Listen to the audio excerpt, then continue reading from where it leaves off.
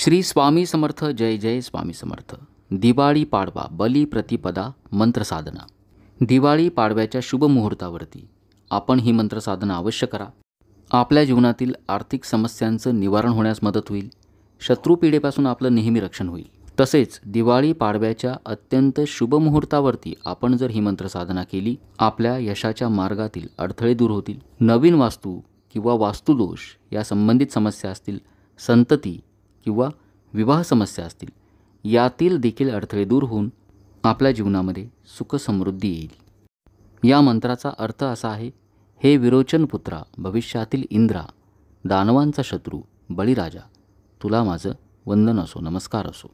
बलिराज नमस्तुभ्यं विरोचनसुत प्रभू, भविष्येंद्रासुरारते पूजेयं प्रतिगृह्यतां.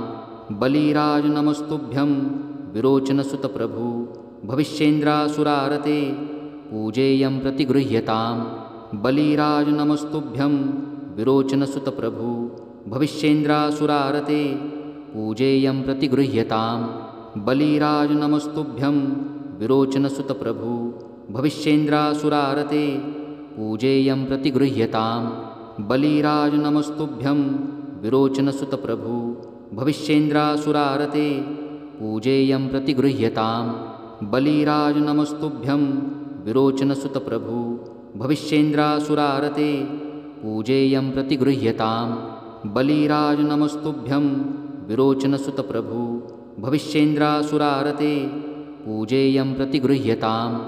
बलिराज नमस्तुभ्यं विरोचनसुत प्रभू, भविष्येंद्रासुरारते पूजेयं प्रतिगृह्यतां. बलिराज नमस्तुभ्यं विरोचनसुत प्रभू, भविष्येंद्रासुरारते पूजेयं प्रतिगृह्यतां. बलिराज नमस्तुभ्यं विरोचनसुत प्रभू, भविष्येंद्रासुरारते पूजेयं प्रतिगृह्यतां. बलिराज नमस्तुभ्यं विरोचनसुत प्रभू, भविष्येंद्रासुरारते पूजेयं प्रतिगृह्यतां.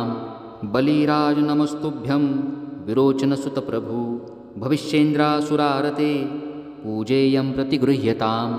बलिराज नमस्तुभ्यं विरोचनसुत प्रभू, भविष्येंद्रासुरारते पूजेयं प्रतिगृह्यतां. बलिराज नमस्तुभ्यं विरोचनसुत प्रभू, भविष्येंद्रासुरारते पूजेयं प्रतिगृह्यतां. बलिराज नमस्तुभ्यं विरोचनसुत प्रभू, भविष्येंद्रासुरारते पूजेयं प्रतिगृह्यतां. बलिराज नमस्तुभ्यं विरोचनसुत प्रभू, भविष्येंद्रासुरारते पूजेयं प्रतिगृह्यतां. बलिराज नमस्तुभ्यं विरोचनसुत प्रभू, भविष्येंद्रासुरारते पूजेयं प्रतिगृह्यतां. बलिराज नमस्तुभ्यं विरोचनसुत प्रभू, भविष्येंद्रासुरारते पूजेयं प्रतिगृह्यतां. बलिराज नमस्तुभ्यं विरोचनसुत प्रभू, भविष्येंद्रासुरारते पूजेयं प्रतिगृह्यतां. बलिराज नमस्तुभ्यं विरोचनसुत प्रभू, भविष्येंद्रासुरारते पूजेयं प्रतिगृह्यतां. बलिराज नमस्तुभ्यं विरोचनसुत प्रभू, भविष्येंद्रासुरारते पूजेयं प्रतिगृह्यतां. बलिराज नमस्तुभ्यं विरोचनसुत प्रभू, भविष्येंद्रासुरारते पूजेयं प्रतिगृह्यतां.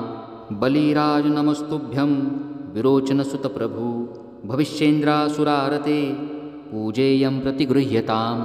बलिराज नमस्तुभ्यं विरोचनसुत प्रभू, भविष्येंद्रासुरारते पूजेयं प्रतिगृह्यतां. बलिराज नमस्तुभ्यं विरोचनसुत प्रभू, भविष्येंद्रासुरारते पूजेयं प्रतिगृह्यतां.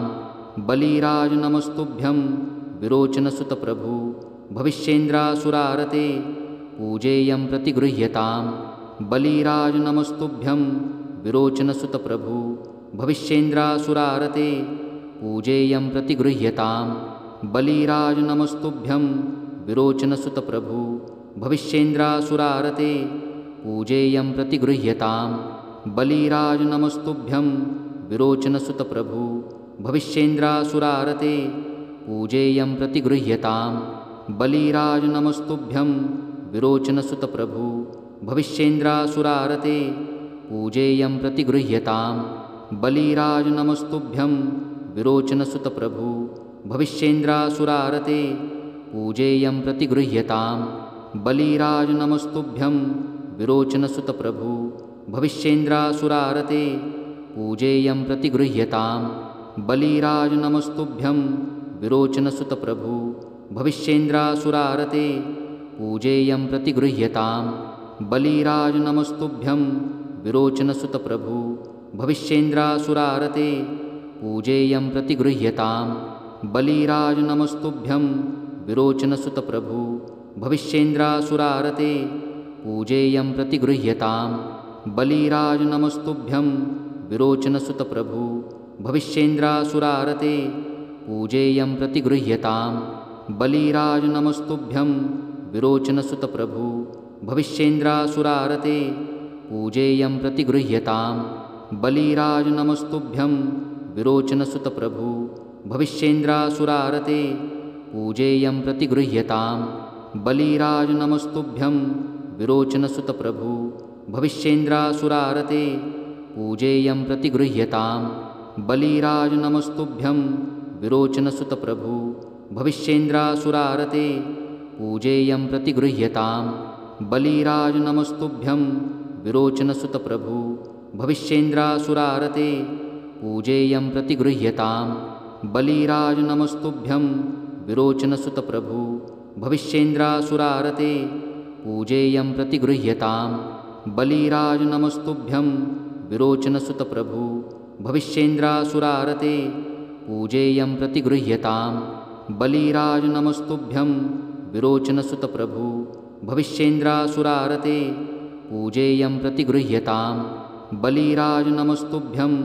विरोचनसुतप्रभु भविष्येन्द्रासुरारते पूजेयं प्रतिगृह्यताम् बलिराज नमस्तुभ्यं विरोचनसुतप्रभु भविष्येन्द्रासुरारते पूजेयं प्रतिगृह्यताम् बलिराज नमस्तुभ्यं विरोचनसुतप्रभु भविष्येन्द्रासुरारते पूजेयं प्रतिगृह्यताम् बलिराज नमस्तुभ्यं विरोचनसुतप्रभु भविष्येन्द्रासुरारते पूजेयं प्रतिगृह्यताम् बलिराज नमस्तुभ्यं विरोचनसुतप्रभु भविष्येन्द्रासुरारते पूजेयं प्रतिगृह्यताम् बलिराज नमस्तुभ्यं विरोचनसुतप्रभु भविष्येन्द्रासुरारते पूजेयं प्रतिगृह्यताम् बलिराज नमस्तुभ्यं विरोचनसुतप्रभु भविष्येन्द्रासुरारते पूजेयं प्रतिगृह्यताम् बलिराज नमस्तुभ्यं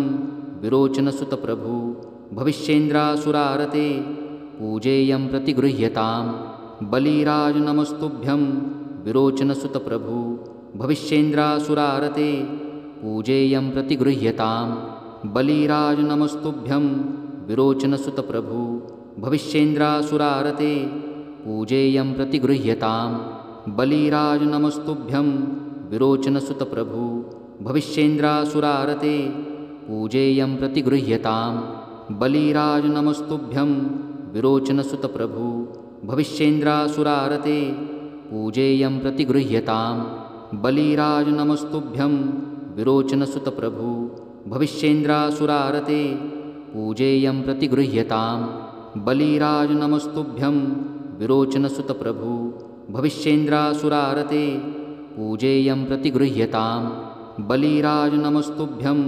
विरोचनसुतप्रभु भविष्येन्द्रासुरारते पूजेयं प्रतिगृह्यताम् बलिराज नमस्तुभ्यं विरोचनसुतप्रभु भविष्येन्द्रासुरारते पूजेयं प्रतिगृह्यताम् बलिराज नमस्तुभ्यं विरोचनसुतप्रभु भविष्येन्द्रासुरारते पूजेयं प्रतिगृह्यताम् बलिराज नमस्तुभ्यं विरोचनसुतप्रभु भविष्येन्द्रासुरारते पूजेयं प्रतिगृह्यताम् बलिराज नमस्तुभ्यं विरोचनसुतप्रभु भविष्येन्द्रासुरारते पूजेयं प्रतिगृह्यताम् बलिराज नमस्तुभ्यं विरोचनसुतप्रभु भविष्येन्द्रासुरारते पूजेयं प्रतिगृह्यताम् बलिराज नमस्तुभ्यं विरोचनसुतप्रभु भविष्येन्द्रासुरारते पूजेयं प्रतिगृह्यताम् बलिराज नमस्तुभ्यं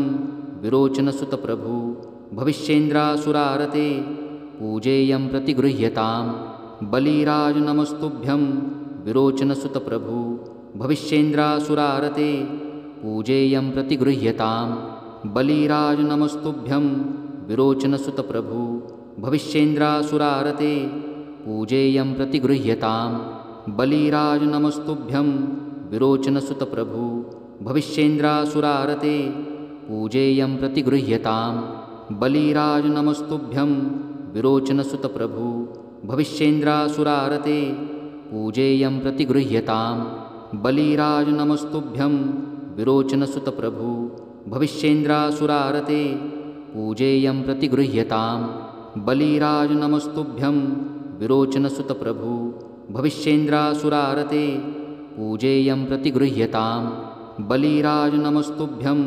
विरोचनसुतप्रभु भविष्येन्द्रासुरारते पूजेयं प्रतिगृह्यतां बलिराज नमस्तुभ्यं विरोचनसुतप्रभु भविष्येन्द्रासुरारते पूजेयं प्रतिगृह्यतां बलिराज नमस्तुभ्यं विरोचनसुतप्रभु भविष्येन्द्रासुरारते पूजेयं प्रतिगृह्यतां बलिराज नमस्तुभ्यं विरोचनसुतप्रभु भविष्येन्द्रासुरारते पूजेयं प्रतिगृह्यतां बलिराज नमस्तुभ्यं विरोचनसुतप्रभु भविष्येन्द्रासुरारते पूजेयं प्रतिगृह्यतां बलिराज नमस्तुभ्यं विरोचनसुतप्रभु भविष्येन्द्रासुरारते पूजेयं प्रतिगृह्यतां बलिराज नमस्तुभ्यं विरोचनसुतप्रभु भविष्येन्द्रासुरारते पूजेयं प्रतिगृह्यतां बलिराज नमस्तुभ्यं विरोचनसुतप्रभु भविष्येन्द्रासुरारते पूजेयं प्रतिगृह्यतां बलिराज नमस्तुभ्यं विरोचनसुतप्रभु भविष्येन्द्रासुरारते पूजेयं प्रतिगृह्यतां बलिराज नमस्तुभ्यं विरोचनसुतप्रभु भविष्येन्द्रासुरारते पूजेयं प्रतिगृह्यतां बलिराज नमस्तुभ्यं विरोचनसुतप्रभु भविष्येन्द्रासुरारते पूजेयं प्रतिगृह्यतां बलिराज नमस्तुभ्यं विरोचनसुतप्रभु भविष्येन्द्रासुरारते पूजेयं प्रतिगृह्यतां बलिराज नमस्तुभ्यं विरोचनसुतप्रभु भविष्येन्द्रासुरारते पूजेयं प्रतिगृह्यतां बलिराज नमस्तुभ्यं विरोचनसुतप्रभु भविष्येन्द्रासुरारते पूजेयं प्रतिगृह्यतां बलिराज नमस्तुभ्यं विरोचनसुतप्रभु भविष्येन्द्रासुरारते पूजेयं प्रतिगृह्यतां बलिराज नमस्तुभ्यं विरोचनसुतप्रभु भविष्येन्द्रासुरारते पूजेयं प्रतिगृह्यतां बलिराज नमस्तुभ्यं विरोचनसुतप्रभु भविष्येन्द्रासुरारते पूजेयं प्रतिगृह्यतां बलिराज नमस्तुभ्यं विरोचनसुतप्रभु भविष्येन्द्रासुरारते पूजेयं प्रतिगृह्यतां बलिराज नमस्तुभ्यं विरोचनसुतप्रभु भविष्येन्द्रासुरारते पूजेयं प्रतिगृह्यतां बलिराज नमस्तुभ्यं विरोचनसुतप्रभु भविष्येन्द्रासुरारते पूजेयं प्रतिगृह्यतां बलिराज नमस्तुभ्यं विरोचनसुतप्रभु भविष्येन्द्रासुरारते पूजेयं प्रतिगृह्यतां बलिराज नमस्तुभ्यं विरोचनसुतप्रभु भविष्येन्द्रासुरारते पूजेयं प्रतिगृह्यतां बलिराज नमस्तुभ्यं विरोचनसुतप्रभु भविष्येन्द्रासुरारते पूजेयं प्रतिगृह्यतां बलिराज नमस्तुभ्यं विरोचनसुतप्रभु भविष्येन्द्रासुरारते पूजेयं प्रतिगृह्यतां बलिराज नमस्तुभ्यं विरोचनसुतप्रभु भविष्येन्द्रासुरारते पूजेयं प्रतिगृह्यतां बलिराज नमस्तुभ्यं विरोचनसुतप्रभु भविष्येन्द्रासुरारते पूजेयं प्रतिगृह्यतां बलिराज नमस्तुभ्यं विरोचनसुतप्रभु भविष्येन्द्रासुरारते पूजेयं प्रतिगृह्यतां बलिराज नमस्तुभ्यं विरोचनसुतप्रभु भविष्येन्द्रासुरारते पूजेयं प्रतिगृह्यतां बलिराज नमस्तुभ्यं विरोचनसुतप्रभु भविष्येन्द्रासुरारते पूजेयं प्रतिगृह्यतां बलिराज नमस्तुभ्यं विरोचनसुतप्रभु भविष्येन्द्रासुरारते पूजेयं प्रतिगृह्यतां बलिराज नमस्तुभ्यं विरोचनसुतप्रभु भविष्येन्द्रासुरारते पूजेयं प्रतिगृह्यतां बलिराज नमस्तुभ्यं विरोचनसुतप्रभु भविष्येन्द्रासुरारते पूजेयं प्रतिगृह्यतां बलिराज नमस्तुभ्यं विरोचनसुतप्रभु भविष्येन्द्रासुरारते पूजेयं प्रतिगृह्यतां बलिराज नमस्तुभ्यं विरोचनसुतप्रभु भविष्येन्द्रासुरारते पूजेयं प्रतिगृह्यतां बलिराज नमस्तुभ्यं विरोचनसुतप्रभु भविष्येन्द्रासुरारते पूजेयं प्रतिगृह्यतां बलिराज नमस्तुभ्यं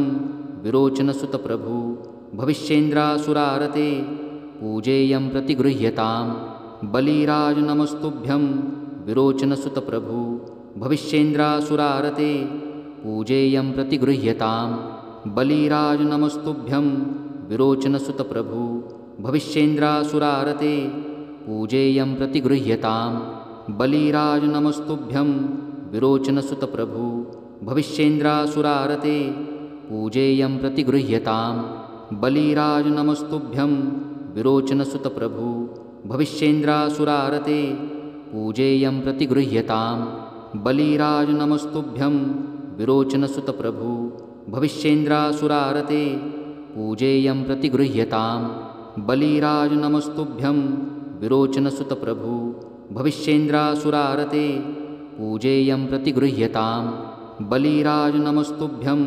विरोचनसुतप्रभु भविष्येन्द्रासुरारते पूजेयं प्रतिगृह्य